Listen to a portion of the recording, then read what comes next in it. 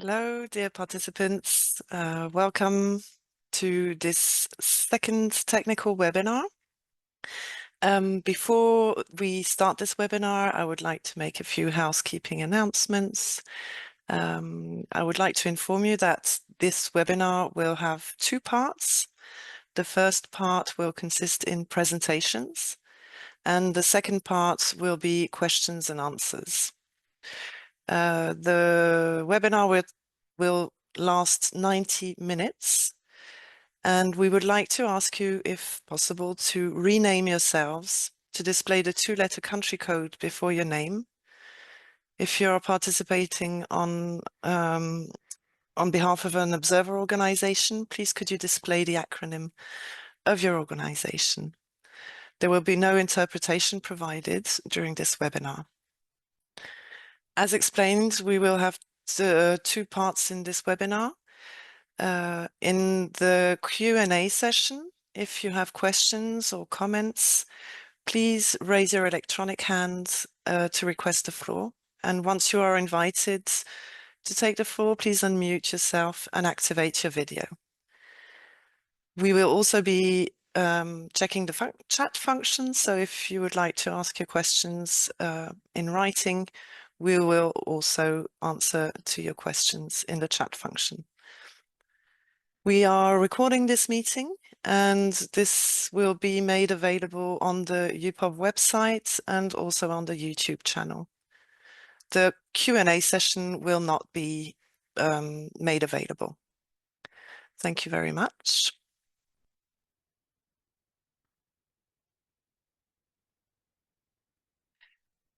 And now I would like to present to you the first presentation by Mr. Chris Barnaby from New Zealand on developing shape and color characteristics. This presentation was already made at the first session of the webinar this morning. As Mr. Barnaby is not available this afternoon, we will share the recording of the presentation made this morning. So bear with me just a minute, please. Thank you.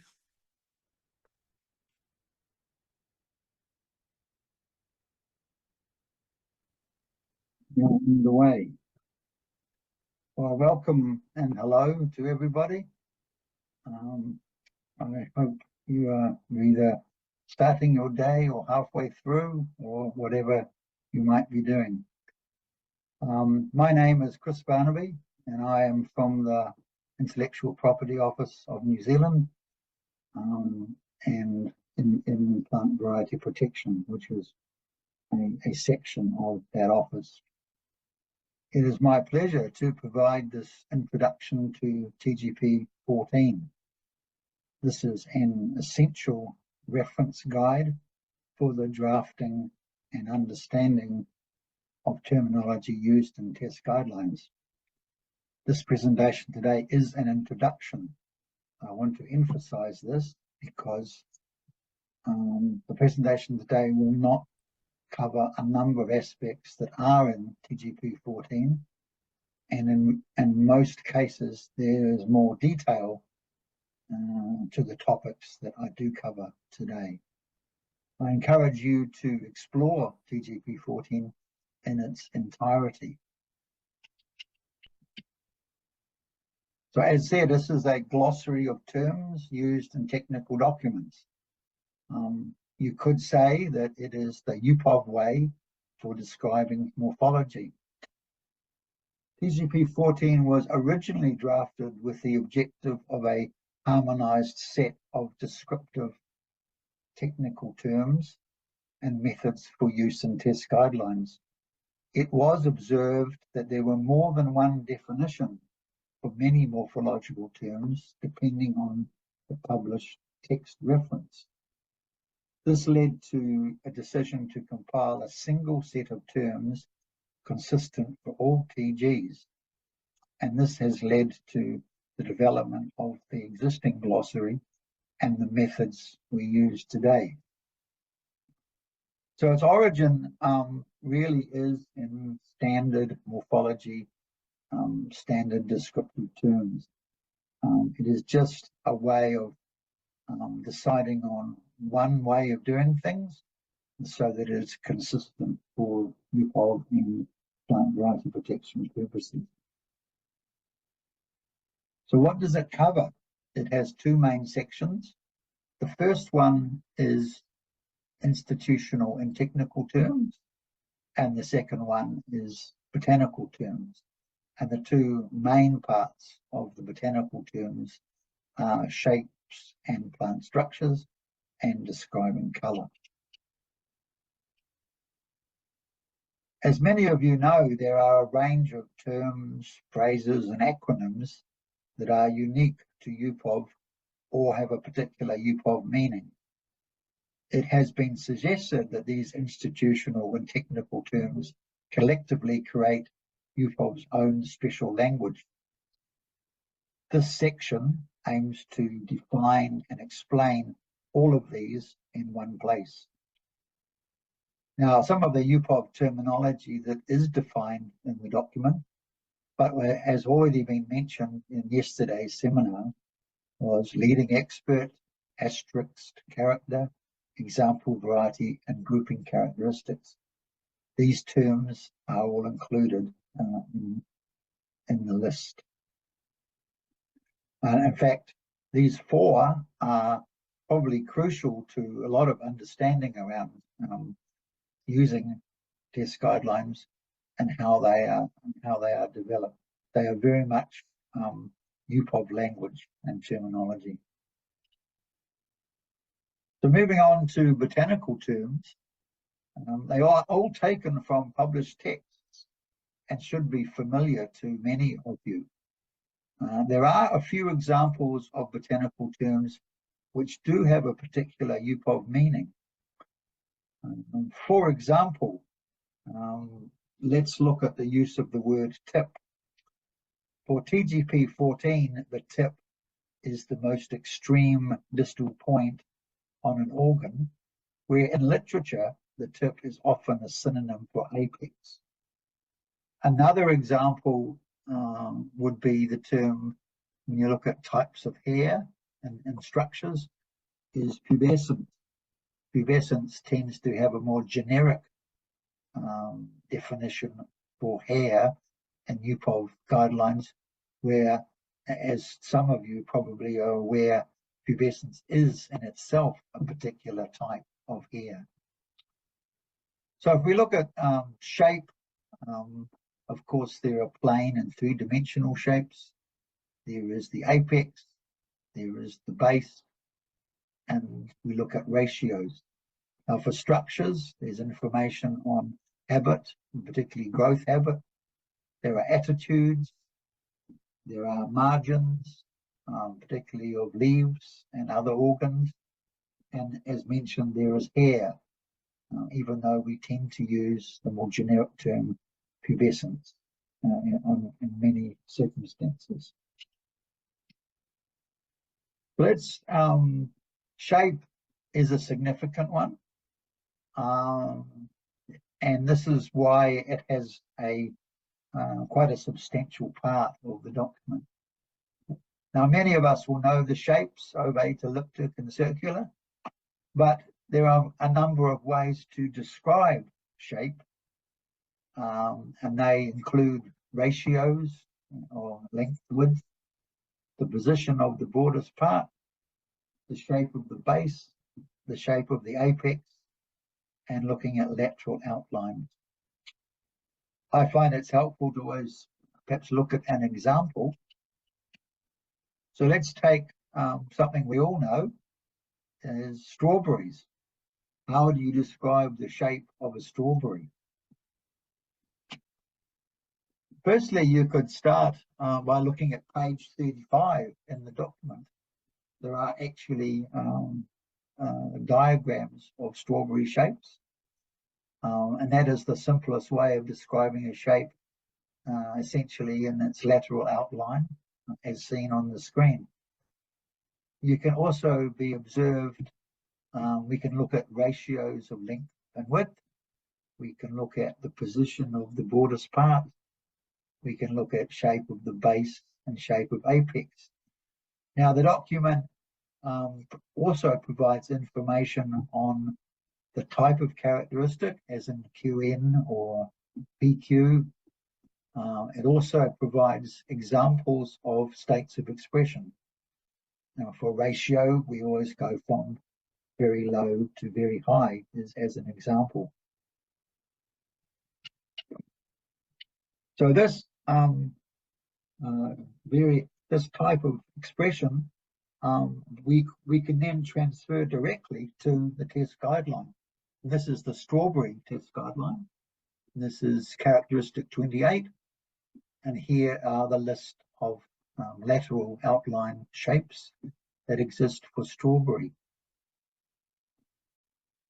We can also look at ratios of length and width, or we can identify the broadest part. Ratios, of course, can, as I said, can be used to describe shapes, but keep in mind that a single ratio can cover more than a single shape. Ratios have a size element as well as dimension.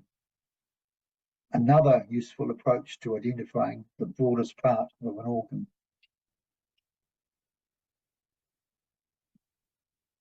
So if we look at the expression that says, again, this is taken directly from the document, we can see that identifying the broadest point, there is quite a range of expression. And this can be turned into a characteristic with A, for example, and then supported by B, which is again as the ratio, the length and the width to get the dimension and assessment of size. TGB 14 often uses a grid, and I'm sure you've seen grids in UPOV Test Guidelines, to provide explanation where several or all of these shape components are used. You may note that the apples appear or are inverted from how an apple is usually portrayed. This is because in TGB 14, apex is defined as the most distal point from the attachment to the plant, and the base then is the closest, and in this case the stalk end. As a result, the stalk end is the base, and this is the way a grid diagram is drawn up, and you can see the ratio, and you can see across the top and the broadest part down the side, as well as you've got the lateral shapes as well. Then lastly, last sort of dissection of shape, of course, is looking at apex and base. And again, this is from the strawberry guideline. We can see the range of expression for shape of apex and shape at calyx end, which of course is the base, because that is the attachment to the plant. And they are drawn in a way that represent how they're seen, even though they may appear to be upside down, but it's based on the definition of apex and base for UPOV purposes. The second substantial coverage in the document is colour. So how do we describe colour? As many of us will know, colour has three components: hue, intensity, and saturation. In with UPOV guidance, we look at hue, the colour, and intensity. Saturation is difficult and provides some descriptive issues, so it's really not included. You can also describe colour by distribution, where it is, the pattern it makes, marginal, midrib, or by organ. Now, rose is a good example of the range of colour possibility. You can go from one end of the spectrum to the other, and all the bits and pieces, colour variants and mixtures in between. So this is when colour becomes more complex, So we have a range of ways that we can tackle colour. The first one is just looking at the single colour to say what colour is it. Then you can look at a colour range, and this is where you have things in between. For example, yellow and red, you have orange, yellow, orange, and so on. Intensity is another method. You can have single color, but you can have light, medium, and dark. Or we can go to the highest level of precision, which is the RHS color chart. With plant species, the plant species and the variation present are essential considerations for describing the color of organs. There is no benefit in making color description more complex than it needs to be. So with single color, it's a simple approach. It has the lowest precision, but it can be very effective and very useful, particularly for small organs. Next one I mentioned was the color range. This is where you get a blending of colors. You have examples like green-red, where the predominant color is red, or the reverse, red-green, where the predominant color is green. So arguably you're talking about something that is essentially red but has a green tinge. We can also use from English, we use the word ish, which says the predominant color, but with something else. So you can have yellowish, it's yellow, but there's something else, or whitish, it's white, and there's something else. Now, perhaps the color, for example, one of the more common colors that we hear about is something like cream. Now, in UPOV terminology, that would probably be yellowish white or something like that. But the idea that it's essentially one with something else.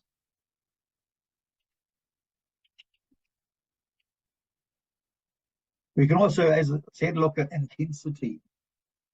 This depends very much on how you're describing the organ. This is tied to a single color or possibly a combination.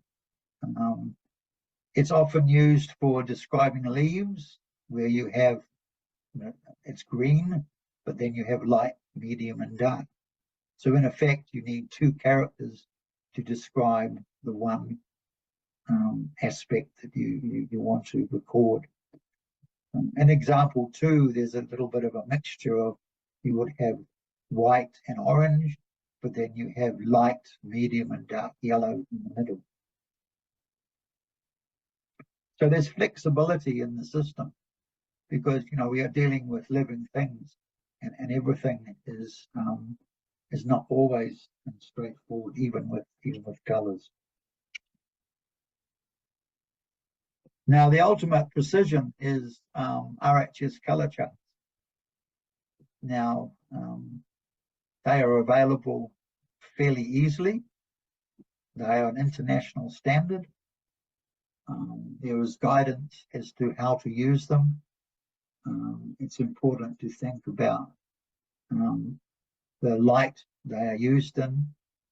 For example, direct sunlight is not a good idea, and you need to face the appropriate window. For me, in the Southern Hemisphere, of course, I would look at a south-facing window, but of course, in the north, you would need probably look in a north-facing window. UPOV has gone a little further with color charts and has created color groups. Now, why do we have color groups? Well, there's two main reasons. The first is that when you're drafting a description and reading it, it's much easier to see, the color, the petal color is yellow rather than the petal color is RHS 003A. So in that sense, it's a more a better way of describing the variety. Another use is where possibly for the determination of distinctness. For example, if you have a variety that is, say, RHS 2A and you have RHS 3B, now both those RHS numbers are in the same color group. And perhaps when you look at them, the distinctness may be questionable. Whereas if you look at, for example, a candidate that is 2C and one that is 4D, then perhaps they're in different color groups, and perhaps the difference is greater and perhaps sufficient. So they can be used in that way as well. We can also describe color by distribution and also by pattern. But of course, this depends on the number of colors, how the color is distributed, and how many color patterns you have, and of course the species as well. So here we have an example of a petunia. Now, first of all, there is a petunia test guideline. So you can directly go to it and look at how color is described there. But as we can see here, the colors, there are different colors in different plant parts. There's a variation in distribution and in pattern. So these can be described using the techniques that I have been talking about. Again, there is a TG for petunia, and I would refer you to that for more detail. You can also assess color by looking at the size of the surface area. What do you actually see? How much does the color cover of the organ? This usually works when there's relatively few colors and perhaps limited distribution or pattern. And then the colors are described according to the size of the surface area. Now, in this example, you can see that there essentially are two colors. The largest surface area is yellow, which is often referred to as the main color, as the largest surface area. And the secondary color, the second largest, is green. And that, if we look at pattern or distribution, we can say the secondary color is on the margin and the main color, yellow, is on the midrib.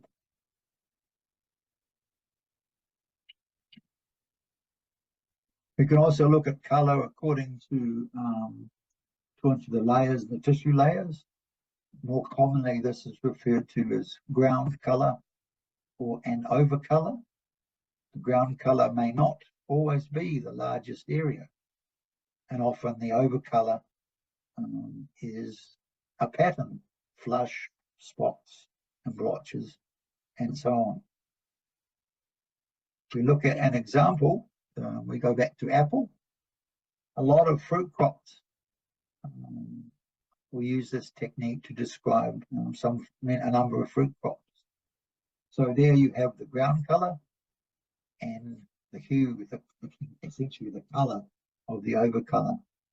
And so it is possible, of course, when you think of an apple, where the ground color is not visible and all you see is the over color. We can also approach color according to the defined parts of the organ. There could be different colors on different parts of the organ. You could look at the color of the margin.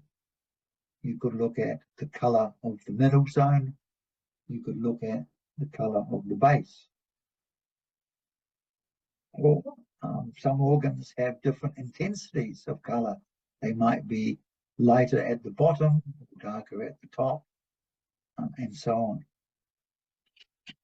And this is just a illustration of how we might go about doing it. You take each zone and then you describe the color in each zone if there's a range of variation.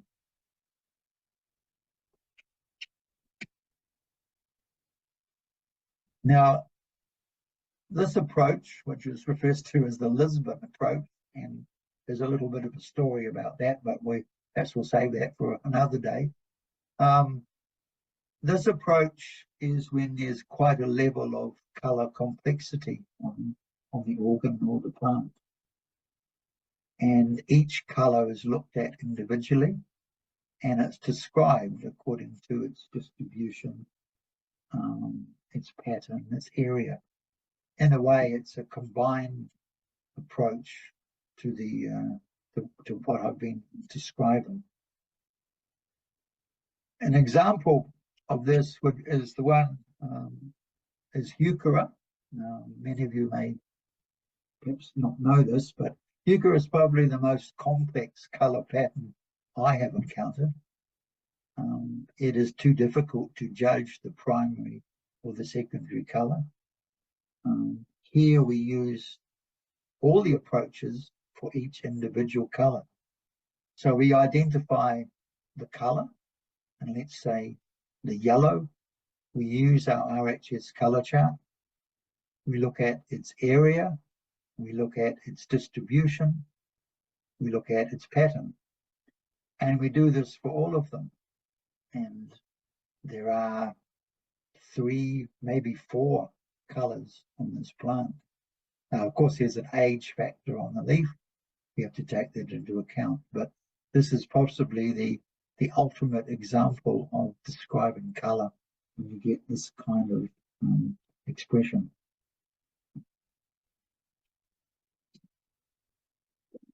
Well, thank you for the opportunity to have a talk about TGP 14. I encourage you to become familiar and use TGP 14. Considering the huge range of plant species we work with, there will be anomalies, and it will not provide all the answers. Sometimes there's a need to be a little creative, but the guidance does provide some basic terminology, some basic principles and approaches for describing varieties for test guidelines. Thank you very much.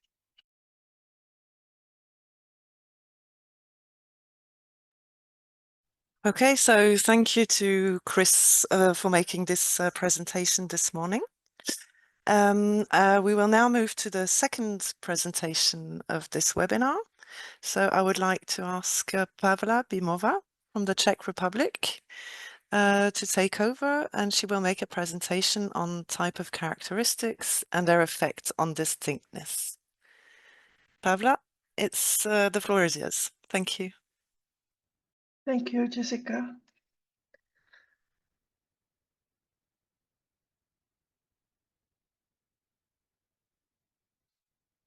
Okay.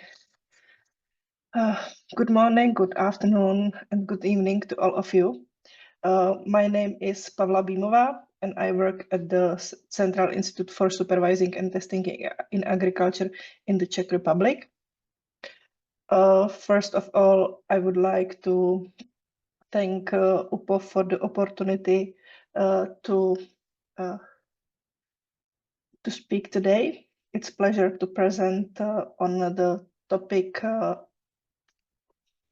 of characteristic and their effect on distinctness. Today, this topic is more general, and for many of you, it will be more of a repetition because you are familiar with it. Today, we will cover key aspects of these topics, starting with the definition of plant variety. We will then explore the characteristic used in DOS testing, including qualitative, quantitative, and pseudo-qualitative characteristics, which are essential for assessing variety uniqueness. Next, I will explain the methods of observation and types of records used in DOS testing. And finally, we will look at how distinctness is determined based on a characteristic expression. To begin, let me briefly remind you of how the UPOV convention defines a variety. There is no need to go through the entire definition, but I want to highlight one key point. A variety is a group of plants that is distinguished from any other by expression of at least one characteristic. Additionally, it must be considered a unit for propagation, meaning that its characteristics remain unchanged when reproduced. This distinction is essential for variety identification and protection. Characteristics are the foundation of US testing. These tests produce a variety description crucial for PBR enforcement, certification, and regulatory processes. The format shown here follows the UPOV structure. However, in Europe, we used an additional column, which is the first one, due to CPVO regulation. Now let's go over the key requirements for a characteristic to be used in the US testing. This slide is particularly important for those who are involved in drafting new guidelines or revisions because not all morphological characteristics are suitable for the US test. A characteristic must meet several criteria. It must result from given genotype or combination of genotypes, be sufficiently consistent and repeatable, exhibit enough variation between varieties to allow clear distinction, be precisely defined and easily recognizable.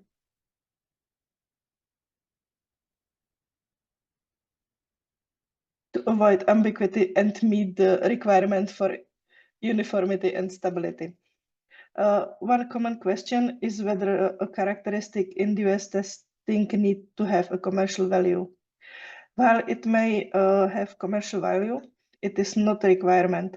However, many US characteristics such as fruit color or diseases resistance in vegetables do hold significant commercial value.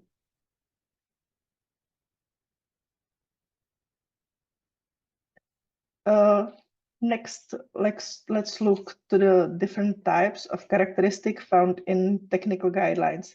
In US testing, characteristics are generally categorized into three types: qualitative, quantitative, and pseudo-qualitative. To apply this characteristic correctly, it's essential first to understand how each type is expressed. Let's start with qualitative characteristic. For a precise definition, you can refer to the general introduction in the UPOV document TGP13. A key point to emphasize is that qualitative characteristics are expressed in discontinuous states. They are self-explanatory and independently meaningful, meaning they can be understood on their own without requiring additional context. All the states of qualitative characteristic are necessary to describe its full range. Each form of expression can be described by a single state. Importantly, these characteristics are not influenced by the environment. Qualitative characteristics are typically observed visually to ensure consistency in assessment tools such as picture drawings or the absent-present situation can be used. In many cases, it is not necessary to include example varieties in the guidelines. For more detail on how to observe this characteristic, refer to Chapter 8 of the technical guidelines. Now let's look at some examples of qualitative characteristic. To illustrate this, I've chosen examples from wheat and radish. Example 1 is from wheat. Its characteristic 17, ears, scores or ons. Here we have a scale from 1 to 3 note with the following states: 1, no scores or ons; 2, scores present; 3, ons present. The key point here is that there is no intermediate states. Each variety falls into one state or another. This makes it clear qualitative characteristic and the expression is discrete and self-explanatory. Example 2 is from Reddish. It's ploidy level characteristic, and in this case, we observe whether the variety is diploid or tetraploid. The scale is 2 and 4 with no in between. Value like triploid or hexaploid doesn't exist in this case. Once again, this demonstrates a clear distinction between two categories, which is a defining feature of qualitative characteristic.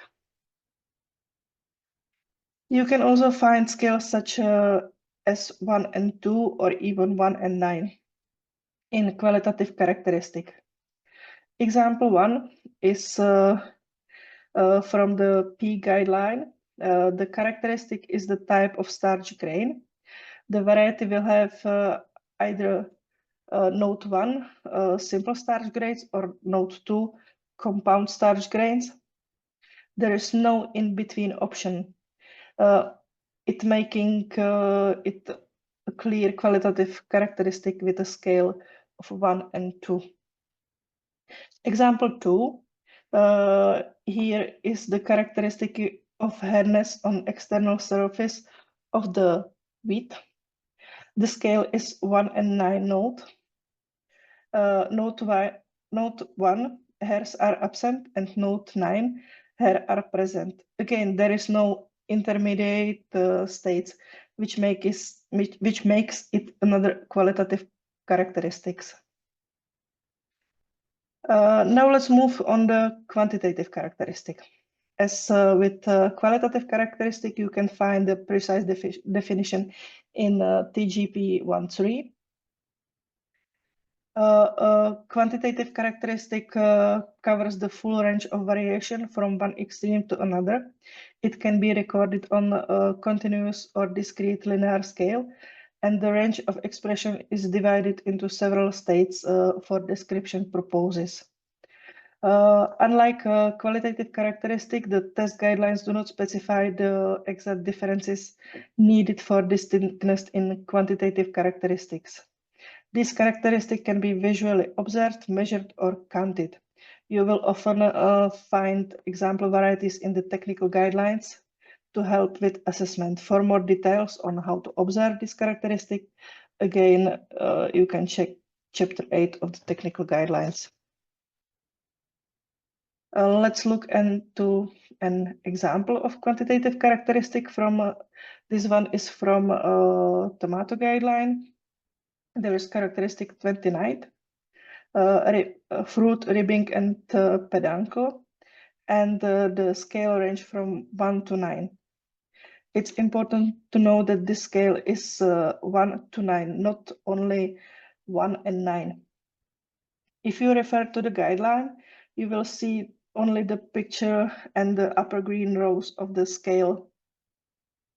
However, be careful, even though the scale show 1, 3, 5, 7, and 9, you should use the whole scale. This means 2, 4, 6, and 8 also have value and should be used when appropriate. For example, if the variety shows an expression between 1 and 3, don't choose just 1 or 3, but use 2 to reflect the intermediate state. The reason behind using scale like 1, 3, 5, 7, and 9 is simplified to minimize the size of the table of characteristic. It's not technical issue with observation, but a practical decision to streamline the presentation of data in the guidelines. But I'd like to mention that in the new and newly revised technical guidelines, since 2021, is used entire scale, and it means that you will see odd and even numbers there.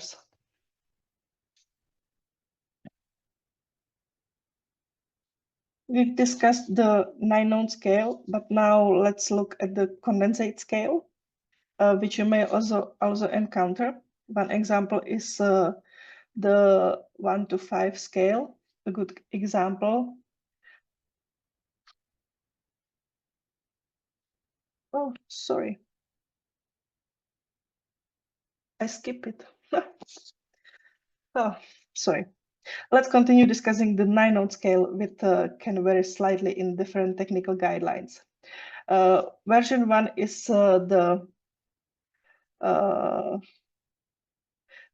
we saw earlier in the tomato example, 1, 3, 5, 7, and 9. However, in some guidelines, you may encounter version 2, where is the scale includes 1, 3, 5, 7, and a hyphen instead of 9. This indicates that at the time of the guideline was prepared, there were no example varieties with expression for 8 or 9. But if you have variety in your reference collection with an expression stronger than 7, for example, 8 or 9, you should use it. So you are still working with the 9-node scale. Similarly, in version 3, at the time of guideline preparation, there were no variety with expression of 1 or 2. However, if you have such a variety in your reference collection, feel free to use them. Version 4 is an abbreviated scale, but it still refers to a 9-node scale. To recap, always use full scale even when guidelines may only show the odd nodes. But as I said, the newest version have odd and even nodes.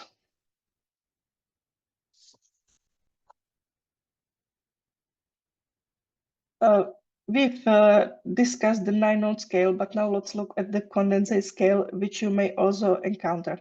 One example is the 1 to 5 scale. A good example comes from the Walnut guidelines, where the characteristic is thickness of dividing membranes.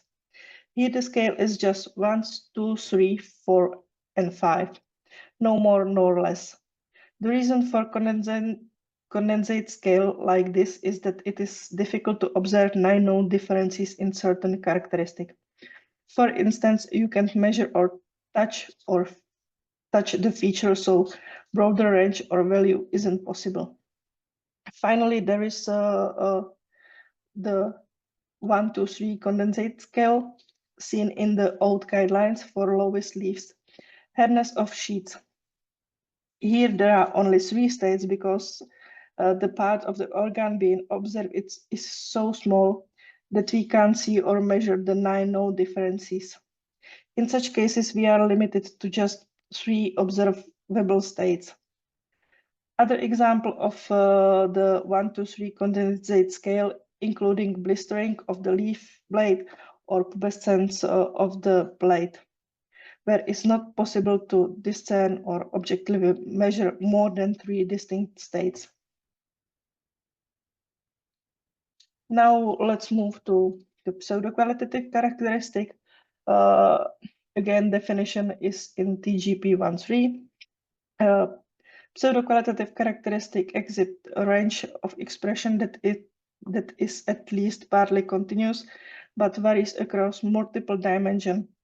As a result, they cannot be adequately described using a simple linear scale with 2 endpoints. These characteristics are typically assessed through visual observation to ensure a consistency in evaluation. Reference materials such as images, grids, example varieties, and color chart as outlined in the guidelines can be used to standardize assessment. A typical example of PQ characteristic can be found in the brown mustard guideline. It's characteristic number 6, leaf shape.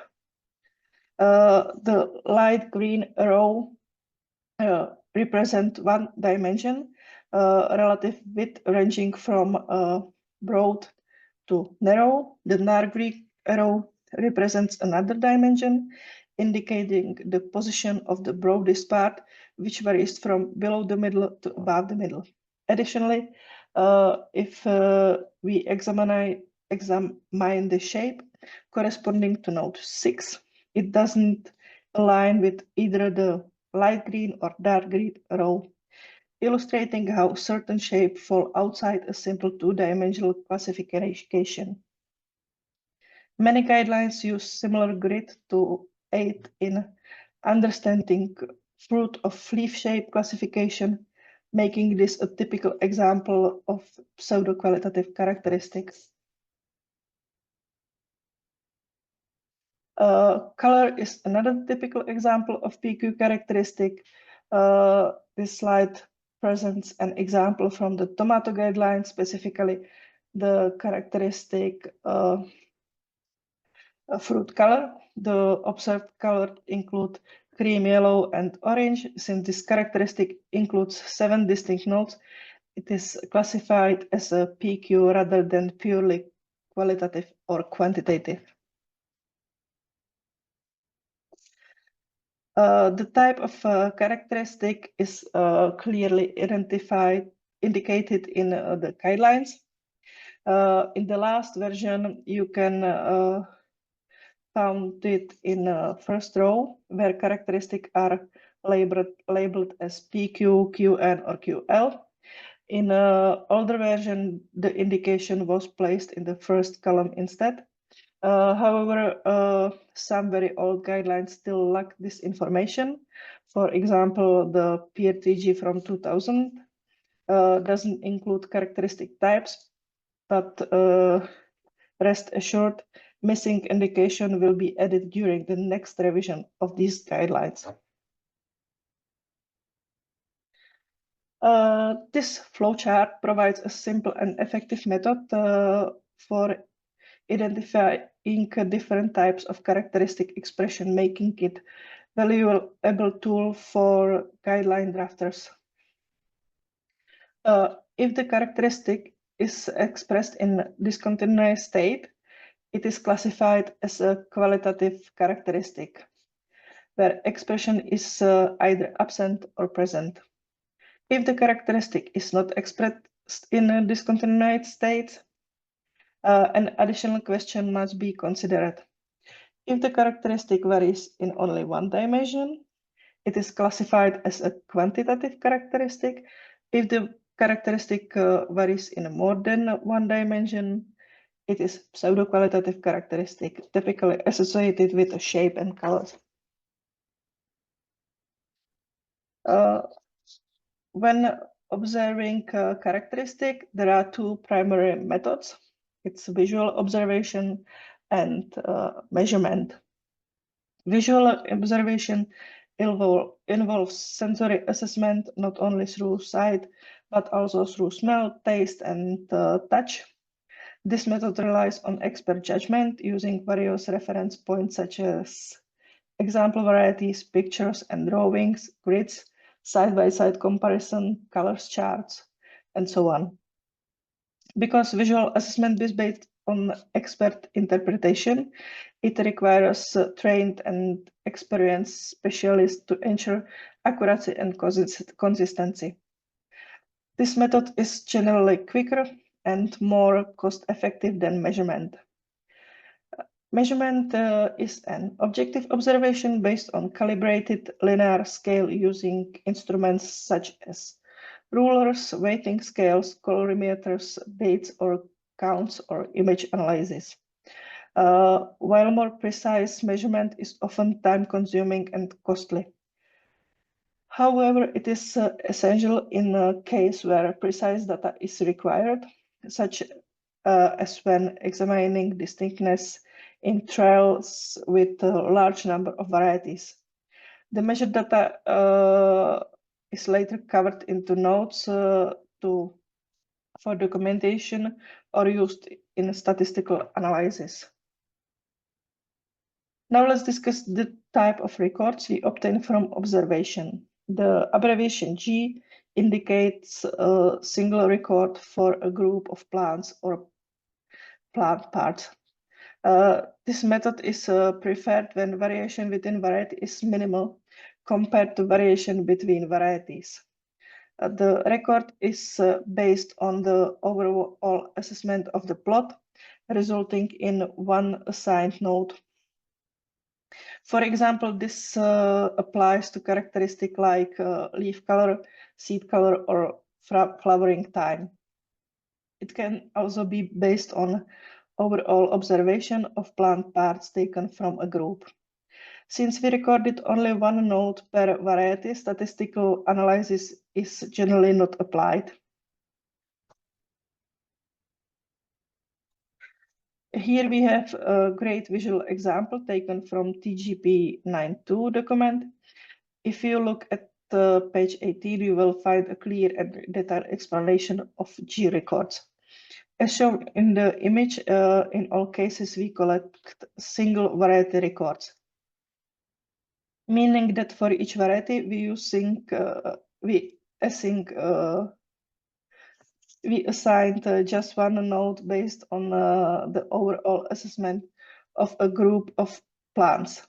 In the end, we will obtain multiple records, 3 in this example, but each one represent a group.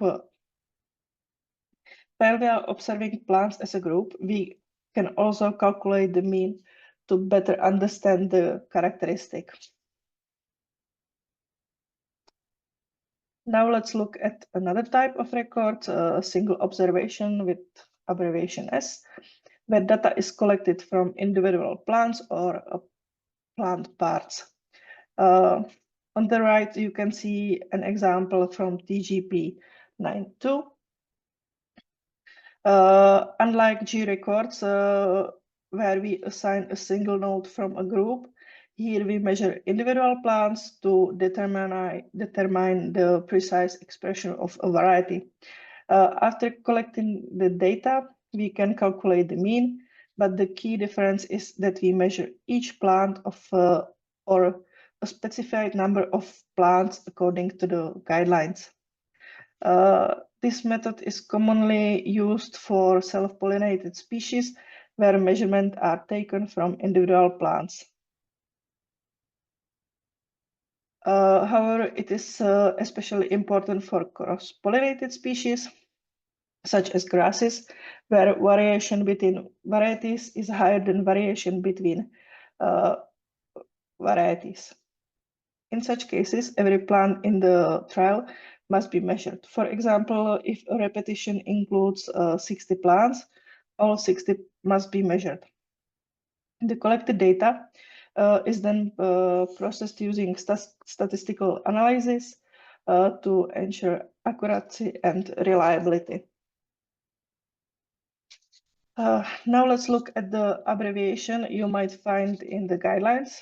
This abbreviation combines the method of observation with type of record to specify how characteristics should be assessed.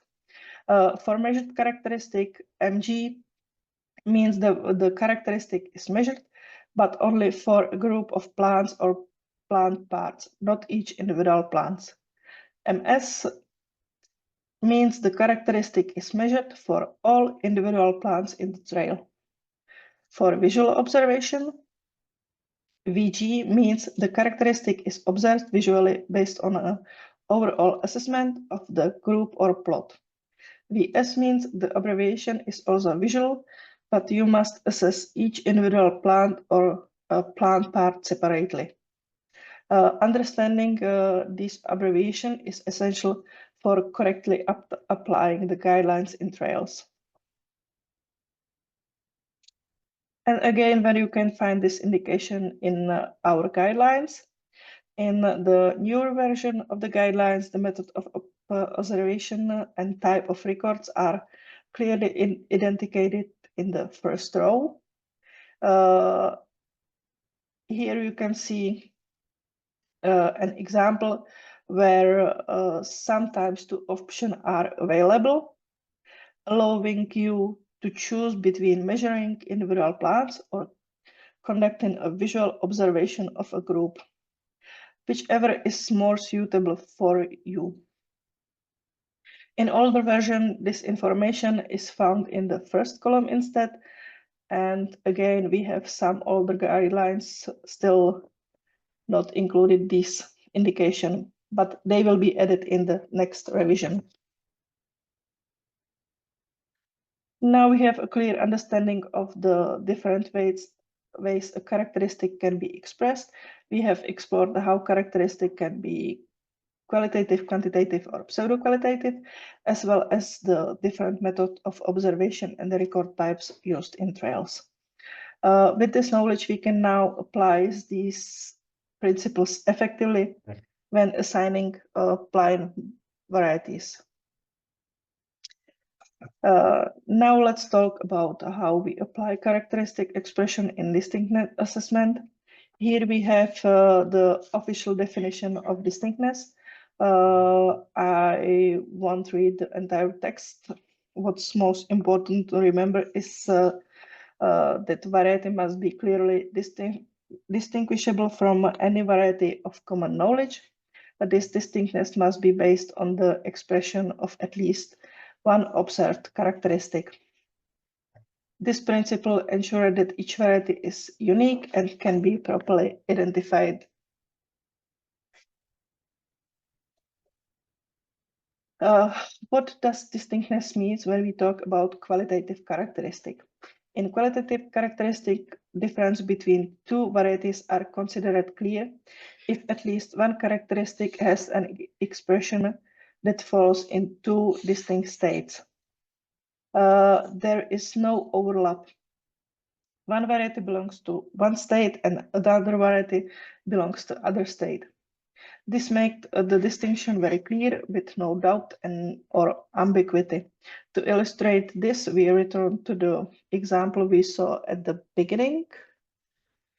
Here you can see clear gaps between different states of qualitative characteristic.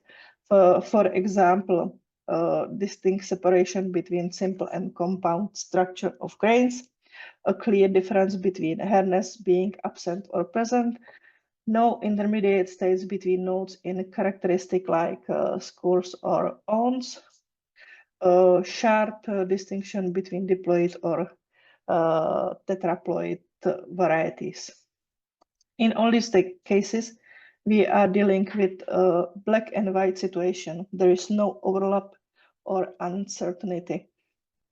These characteristics have highlight discriminative power, making them very useful in variety assessment. Observers especially appreciate these characteristics because they leave no room for doubt or this discussion. Now let's look at quantitative characteristic. As you remember, this characteristic covers a full range of variation from one extreme to the other. For distinctness assessment, there is a general rule that the difference of two nodes often represent a clear distinction between varieties. However, this is not an absolute standard. In some cases, a clear difference may be more or less than two nodes, depending on the characteristic and the level of the variation. Assessing distinctness in quantitative characteristic is a bit more complex than in qualitative ones. Here, how we handle different cases. If two varieties differ by two nodes, they are clearly distinct. No further discussion is needed. If the difference is only one node, we usually conduct a side-by-side visual comparison. The difference is acceptable if it is visually clear and consistent, meaning that one variety is always higher, lighter, or smaller than the other. Additionally, measurement can also be used to provide more precise data. If varieties have the same node, we follow the same process, a visual comparison to identifying consistent differences and, if needed, measurements to confirm them. Since visual observation relies on expert judgment, it is essential to properly train observers to ensure a harmonized and consistent approach. One key point when assessing quantitative characteristic is that the state of expression at each node must be obtained from varieties grown in the same trail and in the same year. This is because environmental condition, year-to-year variation, and other external factors can significantly influence expression. A great example is from the Dewey's test of maize. Specifically the characteristic anthocyane coloration of the silks, which is quantitative characteristic observed visually on a 1 to 9 scale.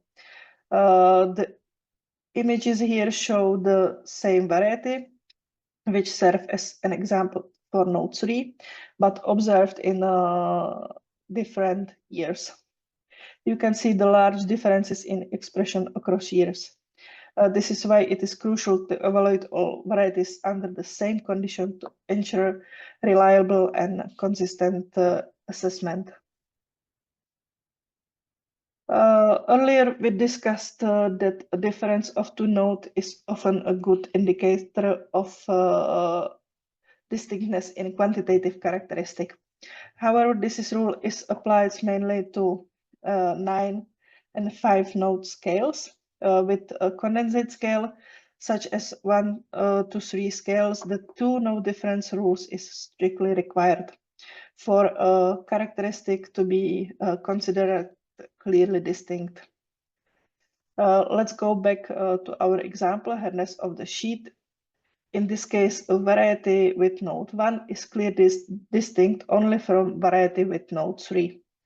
A variety with node 1 is not distinct from variety with node 2, and similarly, a variety node 2 is not distinct from variety with node 3.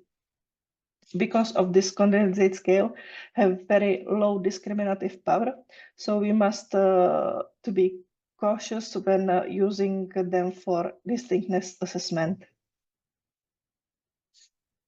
When using distinctness based on a statistical analysis, careful planning is essential right from the start of the trail. There are key conditions that must be met to ensure a valid result. Sufficient number of records must be collected. A basic statistical principle must be followed, including proper randomizing in the test design. We must determine whether the measure or visually observe individual plants or group of plants. After data collection, we must analyze the results and calculate the minimum distance between varieties.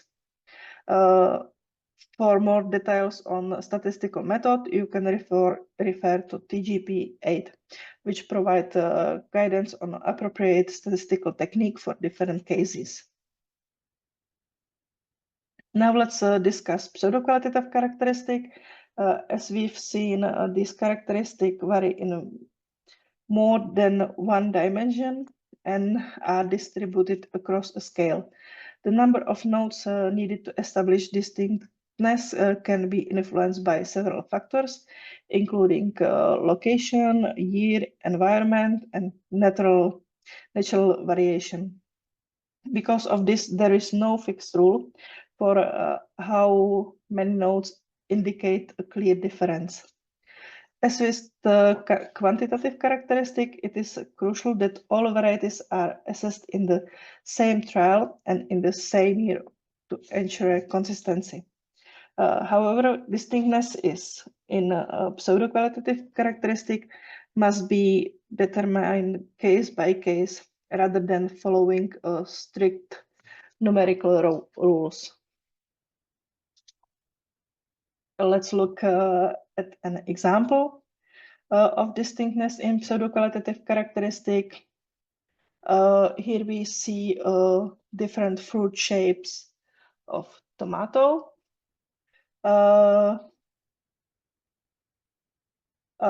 Different between nodes 9 and 10 is clearly distinct, even though it is just one node difference. However, the difference between node 1 and 2 is less clear and may require further evolution. Node 11 is completely distinct from all other states, regardless of the number of nodes. This example highlights that distinctness in a pseudo-qualitative characteristic doesn't always follow strict numerical rules and must be carefully assessed on a case-by-case basis. Now let's look at color as a pseudo-qualitative characteristic. Some color differences are clearly distinct, while others require careful assessment. Difference between node 7 green and node 6 brown is clear here. However, the difference between node 4 pink and 5 red is less obvious and must be evaluated case by case. To conclude, here is a summary table from TGP 8. This table combines key factors such as the method of propagation, type of expression, method of observation, and type of record. I want to highlight one important point. The most commonly used method of observation and type of record are marked in green. This table serves as a useful reference when determining the appropriate approach for distinctness assessment.